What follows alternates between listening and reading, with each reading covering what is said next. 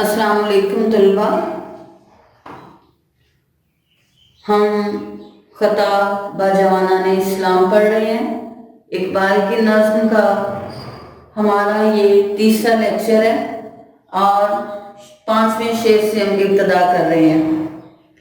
गदाई में भी वो अल्लाह वाले थे गयूर इतने, गदाई में भी वो अल्लाह वाले थे गयूर इतने कि मोनम को गदा के डर से बख्शिश का न था यारा। गदाई हालत फक्र को कहते हैं, यानी तंगदस्ती। गयूर गैरतमंद, मोनम अमीर आदमी, यानी अल्लाह ने जिसको नेमतें अदा की हों, किसी को कोई चीज देने वाला। यारा हिम्मत, इस्तकामत या जुर्रत को कहते हैं। शायर तारीख़ इस्लाम के इब्तदाई मुसलमानों की हालात ज़िंदगी बयान करते हुए आज के नौजवानों को सबक दे रहे हैं, सिखा रहे हैं कि उस दौर के मुसलमान कैसे थे और आज तुम्हारी हालत जो है वो कैसी है। यहाँ पे इस शेर में शायर कहता है कि वो लोग तंग दस्ती और गुर्बत के बावजूद भी इतने गैरतमंद थे कि किसी के सामने दस्ते सवाल दराज करना तो कुजा, अगर कोई उनकी नादारी से, उनकी गुर्बत से मुतासिर होकर उनकी मदद करना चाहता तो वो ना सिर्फ उसे ठुकरा देते बल्कि मोनम को डांट भी देते। उस अमीर आदमी को, उस अता करने वाले आदमी को डांट देते कि तुमने मुझे बुकारी समझा है। उनकी खुददारी इजाजत न देती थी कि वो किसी का एहसान उठाएं। लिहाजा किसी अमीर आदमी को हिम्मत न पड़ती थी कि उनके सामने कोई चीज बतौर अतिया या खैरात पेश करने की जसारत करे। दरअसल इकबाल दौरे हाजिर के मुसलमानों को आईना दिखा रहे हैं कि तेरे बाप दादा का तो ये किरदार था। बकौल मीर आगे कसो के क्या करे दस्ते तमा दराज, वो हाथ सो गया है सरवाने दरे दरे। और तू एक मुस्तकिल बेकारी है जिसने अपनी ज़बान और लिबास से लेकर तमद्दुनों से सिकाफत तक सब कुछ गैरों से मांग रखा है। इसके साथ ही वो मुस्लिम नौजवान को, जो दर हकीकत इकबाल की सारी उम्मीदों का मरकज़ है, ताकीद कर रहे हैं कि तुम जिंदगी में खुददारी और गैरत को हाथ से कभी ना जाने देना। इस शेर को अगर इस तनाजुर में देखा जाए कि आजकल वतन अजीज बहुत से आलमी इदारों मसलन वर्ल्ड बैंक और IMF वगैरह का मकरूज है और खुददारी और खुद इन्हसारी को छोड़कर हम हर एक से भीख मांगते फिरते हैं और कर्ज मिल जाए तो खुश होते हैं। तो इस हवाले से शेर की मानवीयत और वाज़े हो जाती है।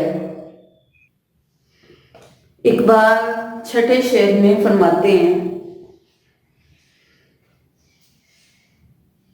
गरज मैं क्या कहूँ तुझसे कि वो सहरा नशी क्या थे। गरज मैं क्या कहूँ तुझसे कि वो सहरा नशी क्या थे। जहांगीरो जहांदार, जहां बानो जहां आरा। जहांगीर दुनिया को फतह करने वाला, जहांदार यानी बादशाह दुनिया रखने वाला, जहांबान दुनिया पर हुकूमत करने वाला, जहां आरा दुनिया को संवारने वाला। इकबाल कानून उला के मुसलमानों की खूबियाँ بیان کرنے کے بعد بات کو سمیٹتے ہوئے کہتے ہیں کہ ان کے اندر اتنی صفات تھی کہ میں انہیں بیان ہی نہیں کر سکتا۔ ان صحرا نشینوں کی ساری زندگی صحراؤں اور بیابانوں میں گزر گئی، مگر یہ اسلام کا اعزاز ہے کہ ایمان لانے کے بعد انہوں نے دنیا کے ایک بڑے حصے کو نہ صرف فتح کیا بلکہ ایک جدید طرز کی سلطنت قائم کر کے دکھائی، دنیا کے نظام کو سنوارا، حکومت اور حکمرانی کے اصول و قوانین وضع کیے، اصلاحات جاری کی اور ایک مثالی نظام کا بہترین نمونہ پیش کیا، یعنی خلافت راشدہ کی شکل میں پیش کیا۔ عرب کے صحرا نشینوں کی یہی صفات اقبال نے اپنی معروف نظم شکوہ میں کچھ اس انداز سے بیان کی ہیں: تھے ہمیں ایک تیرے مارکا آراؤں میں، خشکیوں میں کبھی لڑتے کبھی دریاؤں میں، دیں اذانیں کبھی یورپ کے کلیساؤں میں، کبھی افریقہ کے تپتے ہوئے صحراؤں میں، شان آنکھوں میں نہ جچتی تھی جہانداروں کی، کلمہ پڑھتے تھے ہم چھاؤں میں تلواروں کی۔ 7واں شعر ہے: اگر چاہوں تو نقشہ کھینچ کر الفاظ میں رکھ دوں، مگر تیرے تخیل سے فزوں تر ہے وہ نظارہ۔ اگر چاہوں تو نقشہ کھینچ کر الفاظ میں رکھ دوں، مگر تیرے تخیل سے فزوں تر ہے وہ نظارہ۔ تخیل تصور کو کہا جاتا ہے، سوچ کی پرواز، فزوں تر افضل اور بلند و بالا۔ مسلم نوجوان اپنے باپ دادا کے کارناموں سے ناواقف ہیں، لہٰذا اقبال ان کو ایک جھلک دکھانے کے بعد ان سے مخاطب ہیں، کہتے ہیں کہ میں ان کی عظمت اور صفات یعنی مسلمانوں کی، قرون اولیٰ کے مسلمانوں کی صفات کو مزید بیان کرنا چاہتے ہیں۔ وضاحت کے ساتھ وہ کہتے ہیں کہ میں آپ کو بہت خوبی کے ساتھ جو ہے وہ بیان کر سکتا ہوں۔ نوجوان نسل کی کوتاہ اندیشی اور کم نظری کا شکوہ اقبال نے اس انداز سے بھی کیا ہے: میں اس اندیشے سے ضبط آہ کرتا رہوں کب تک